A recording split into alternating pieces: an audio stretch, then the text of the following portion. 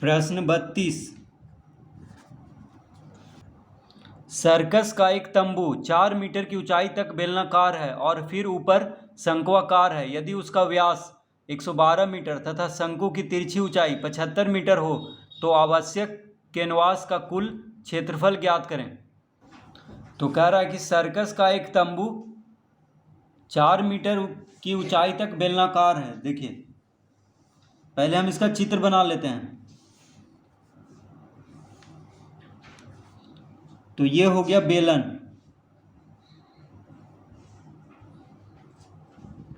ये हो गया बेलन।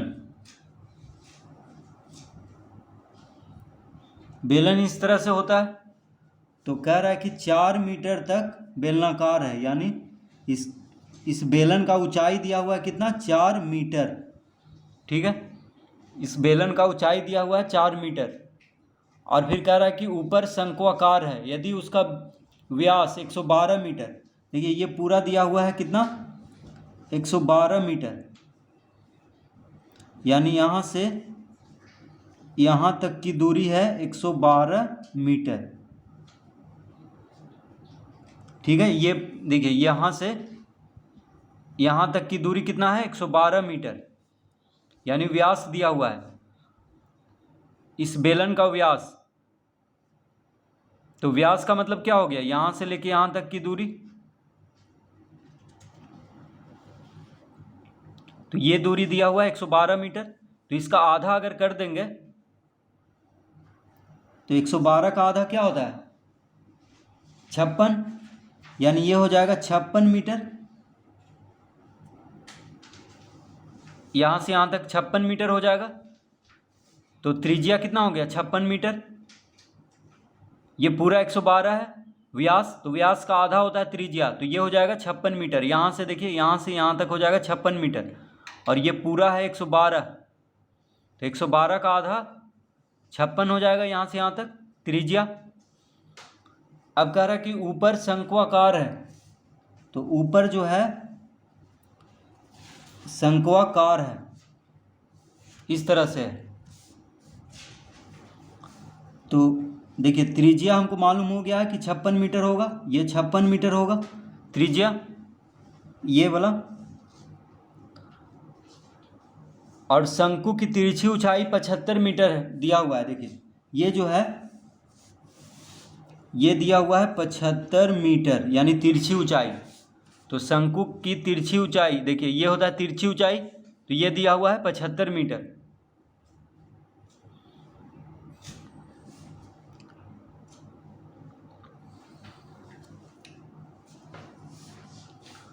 तो यहाँ पे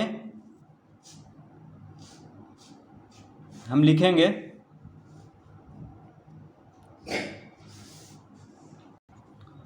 तो दिया हुआ है, तो लिखेंगे यहाँ तंबू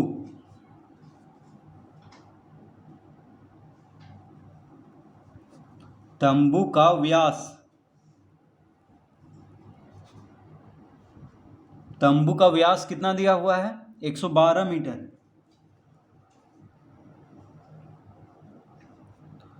तो त्रिज्या कितना हो जाएगा, अतः त्रिज्या बराबर, तो तंबू का त्रिज्या, तो देखिए तंबू का त्रिज्या को r से लिखते हैं। त्रिज्या को हमेशा r से ही लिखते हैं, ठीक है, चाहे किसी का भी त्रिज्या हो, शंकु का या बेलन का, तो त्रिज्या को r से लिखते हैं। तो त्रिज्या कितना हो जाएगा, 112/2, यानी 56 मीटर हो जाएगा। व्यास का आधा होता है त्रिज्या, तो 112 मीटर व्यास है, तो त्रिज्या हो जाएगा 56 मीटर।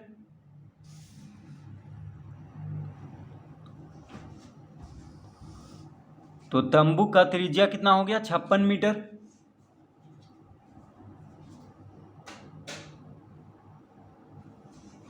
अब कह रहा है कि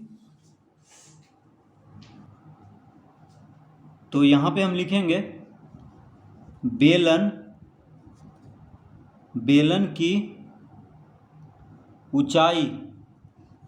तो देखिए बेलन की ऊंचाई को h से लिखते हैं। तो h बराबर कितना है, 4 मीटर, बेलन की ऊंचाई दिया हुआ है 4 मीटर, कॉमा बेलन की त्रिज्या, तो बेलन की त्रिज्या को r से लिखते हैं, तो बेलन की त्रिज्या हो गया 56 मीटर। त्रिज्या चाहे तंबू का हो चाहे बेलन का, दोनों बराबर होगा, क्योंकि तंबू बेलन और शंकु से ही बना है। तो देखिए त्रिज्या कितना है 56 मीटर तंबू का, तो वही त्रिज्या हो जाएगा 56 मीटर किसका, बेलन का भी। ठीक है, ये देखिए बेलन हो गया और इसके ऊपर क्या है, शंकु है, दोनों मिल करके, दोनों मिला हुआ है, तो इसको क्या कह रहे हैं, तंबू। तो ये दोनों का त्रिज्या क्या होगा, 56 मीटर ही होगा, शंकु का और बेलन का भी। तो बेलन की ऊंचाई दिया हुआ है, त्रिज्या दिया हुआ है, तो यहाँ पे क्या निकाल लेंगे हम इसका, तो कह रहा है आवश्यक कैनवास का कुल क्षेत्रफल ज्ञात करें, यानी यहाँ पे हमको वक्र पृष्ठीय क्षेत्रफल ज्ञात करना है। कैनवास का मतलब हो गया कि इसको ढकना है, तो कैनवास का मतलब क्या हो गया कि इसका वक्र पृष्ठीय क्षेत्रफल निकालना है, बेलन का भी और शंकु का भी, और फिर दोनों को जोड़ देना है, तो वही हो जाएगा इस तंबू का आवश्यक कैनवास का कुल क्षेत्रफल। तो यहाँ पे हम लिखेंगे अतः बेलन का वक्र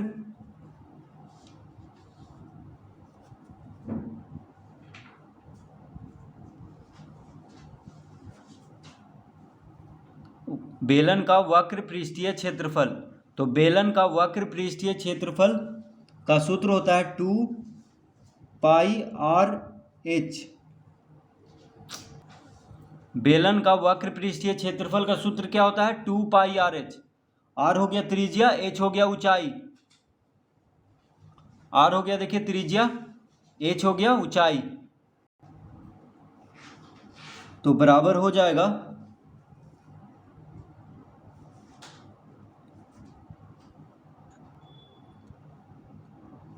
2 गुना 22/7 गुना 56 गुना 4। तो देखिए पाई का मान होता है 22/7, आर दिया हुआ है 56, एच दिया हुआ है 4। ठीक है, तो आर की जगह पे क्या लिखेंगे 56 और एच की जगह पे 4 लिखेंगे, तो 2πr/h, 2πr/h, 7 8 56 कट गया, तो इसको गुना करेंगे तो आ जाएगा देखिए 22 गुना 44 और 8 गुना 4 32, तो 44 गुना 32 आ जाएगा 1408 वर्ग मीटर।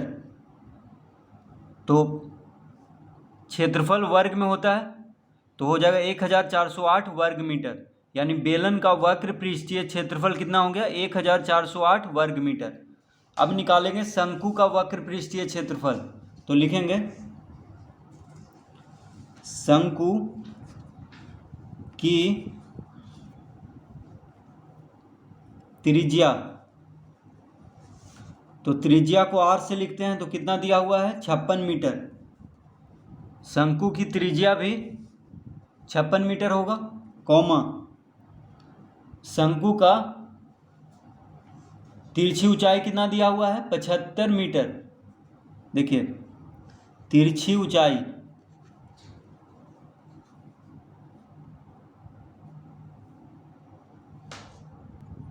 तो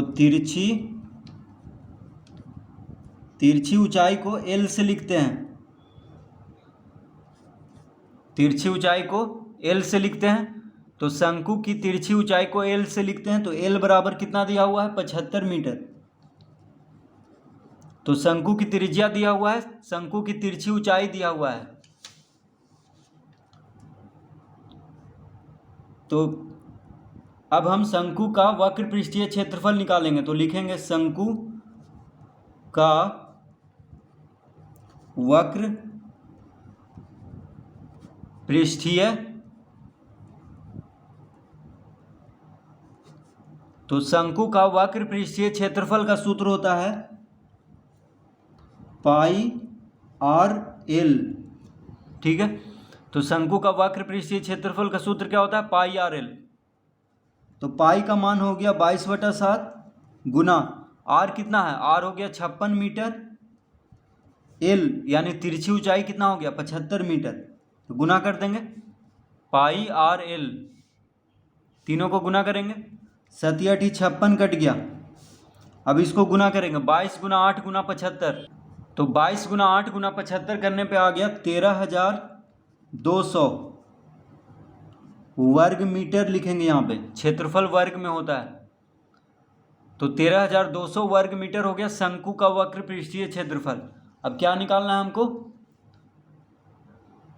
आवश्यक कैनवास का कुल क्षेत्रफल ज्ञात करें, यानी तो लिखेंगे अतः तंबू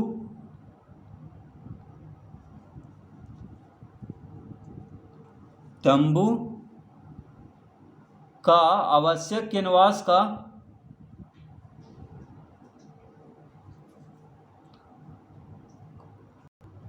तो तंबू का कैनवास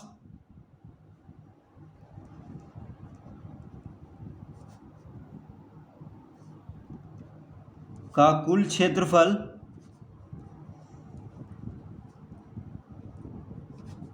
बराबर हो जाएगा। तो कह रहा है कि तंबू का आवश्यक कैनवास का कुल क्षेत्रफल ज्ञात करें, तो लिखेंगे तंबू का कैनवास का कुल क्षेत्रफल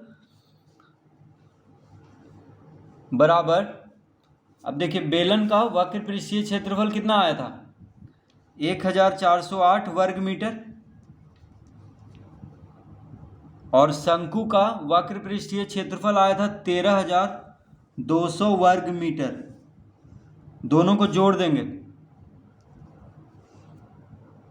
तो दोनों को जोड़ने पे आ जाएगा 14,608 वर्ग मीटर। कितना आएगा? 14,608 वर्ग मीटर। तो तंबू के लिए आवश्यक कैनवास का कुल क्षेत्रफल हो जाएगा 14,608 वर्ग मीटर। तो इस तरह से इसको हल करेंगे।